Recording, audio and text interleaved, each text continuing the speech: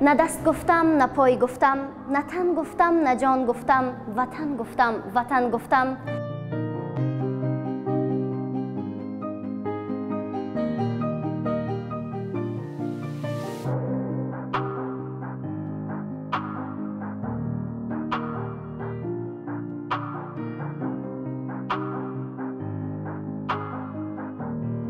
من از فن زبان و ادبیات تاجیک به دور ولایتی تیاری میبینم. این آزمون زیاده از 100 نامگوی غزل، زیاده از 150 نمونه ربایی و دو بیتی ها، زیاده از 150 بیت داستان، 150 بیت قصیده، 150 بیت قصیده، باز زیاده از 200 بیت شعرهای الهوارگی نیز از خود کردم، چون که از روی طلبات چنین میباشد.